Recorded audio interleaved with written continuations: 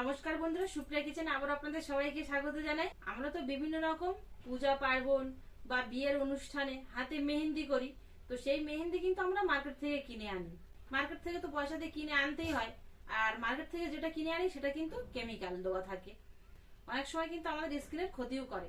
কিন্তু সেই মেহেন্দি যদি আমরা বাড়িতে ঘরে থাকা উপকরণ দিয়ে আর সামান্য কিছু উপকরণ দিয়ে খুব সহজে বানিয়ে নিতে পারি, তাহলে সেটা কিন্তু মন্দ হয় না। আর হঠাৎ মাত্র যদি কোনো অনুষ্ঠান পড়ে যায়, তাহলে কিন্তু মেহেন্দিটা আমরা হাতের কাছে পাই না, দোকান থেকে আনতে হবে, তারপরে তো সেটা ব্যবহার করতে হবে। কিন্তু বাড়িতে যদি খুব সহজে ঘরে থাকা উপকরণ দিয়ে বানানো যায়, তো আজকে সেই রেসিপিটাই আপনাদের কাছে শেয়ার করব খুব কম সময়ের মধ্যে। আর আপনারা সকলেই পুরো ভিডিওটা প্রথমের থেকে শেষ পর্যন্ত দেখতে থাকুন, ভিডিওটা স্কিপ না করে আপনারা প্রত্যেকেই বানাতে পারবেন খুব সহজে। মেহেন্দিটা বানানোর জন্য এখানে আমি একটা বাটি নিয়েছি। এই বাটির মধ্যে আমি নিয়ে নেব 2 চামচ চা, যে চা আমরা খাই সকাল সন্ধ্যে সেই চা। তার মধ্যে নিয়ে দেবো 2 চামচ চিনি। এবার এটাকে কিন্তু আগুন দিয়ে জ্বালাতে হবে। হিটার ধরিয়ে বসিয়ে দিয়েছি। এবার এটা একদম ক্যারামেল হওয়া পর্যন্ত জ্বালিয়ে নেব। চিনিটা গলে গিয়ে আস্তে আস্তে ক্যারামেল হচ্ছে, আর পুরোপুরি এরকম ক্যারামেল হয়ে যাবার কিছুক্ষণ পরেই এর মধ্যে আমি জল দিয়ে দেবো, বেশি না, 1 কাপ থেকে হাফ কাপ। এবার এই জলটা কিন্তু জ্বালিয়ে পুরোপুরি শুকিয়ে নিতে হবে। জলটা পুরোপুরি শুকিয়ে গেছে আর একদম এরকম দেখুন চায়ের গায়ে গায়ে হয়ে গেছে। এবার এটাকে নামিয়ে নেব, আর এরকমই রাখতে হবে, জলটা যেন শুকিয়ে একদম ক্যারামেলের গায়ে চলে আসে। এখন কিন্তু গরম আছে, এটা ঠান্ডা হোক, তারপরে এর থেকে মেন উপকরণটা বের করতে হবে। ঠান্ডা হয়ে গেছে আর হালকা একটু কিন্তু গরম আছে। এবার এই সাইডে আমি একটা বাটি নিয়েছি আর একটা ছাঁকনি নিয়েছি, এর মধ্যে দিয়ে দেবো। এবার এর মধ্যে থেকে পুরোপুরি রসটা আমি বের করে নেবো চাপ দিয়ে। আপনারা চাইলে কাপড়ের সাহায্যে ওই রসটা বের করে নিতে পারেন। পুরোপুরি রসটা বের করে নিয়েছি, আর কালারটা শুধু একটু দেখুন। আমি 2 বার করে ছেঁকে নিয়েছি। এবার এর মধ্যে আরও কিছু উপকরণ দিয়ে মিশিয়ে নেব। দিয়ে দেবো 2 চিমটে হলুদ গুঁড়ো, আর এখানে নিয়েছি হেনা পাউডার। আপনারা যারা মাথার চুলে হেনা ব্যবহার করেন, আপনারা জানেন যে হেনাটা কি। তবে যে সকল বন্ধুরা জানেন না, আমি বলে দিই। আমি বলছি, এই হেনা পাউডারটা হচ্ছে মাথায় চুলে দেয়। আর হেনা পাউডার কিন্তু বিভিন্ন রকম আছে, কালো আছে, হালকা খয়েরি কালার আছে, বা লালচে কালার আছে। তো এই হেনাটা কিন্তু মেহেন্দির হেনা, মানে যেরকম মেহেন্দির কালার হয় ঠিক সেরকমই, আর মেহেন্দি পাতা দিয়ে তৈরি হয়।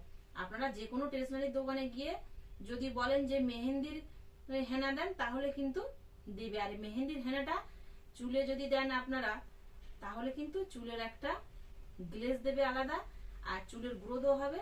আর চুলের যে সকল বন্ধুদের মাথায় চুল একটু বেশি ওঠে, আপনারা দিয়ে দেখবেন চুল কিন্তু কম উঠবে। তো এখানে আমি সেই হেনা নিয়েছি। এই হেনাটা এবার পুরোটাই এর মধ্যে দেব, দিয়ে এই শুধু হেনা দিয়েই কিন্তু মাখাবো, এর মধ্যে আর কিচ্ছু দেব না।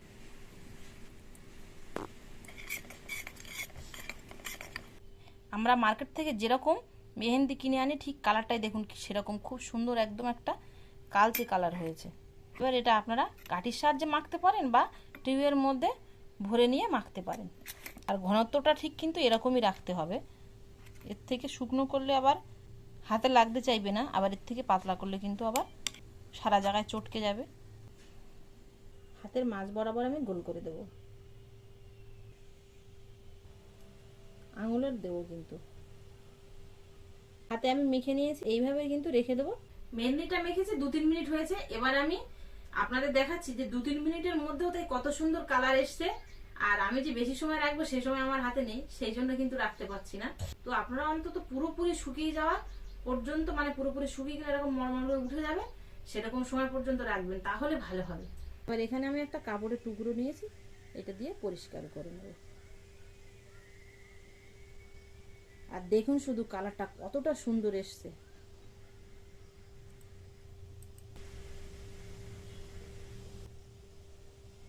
তিন মিনিট মতো রেখেছি, তাই কালারটা দেখুন কতটা সুন্দর এসছে। এবার জল দিয়ে ধুয়ে নেবো হাতটা।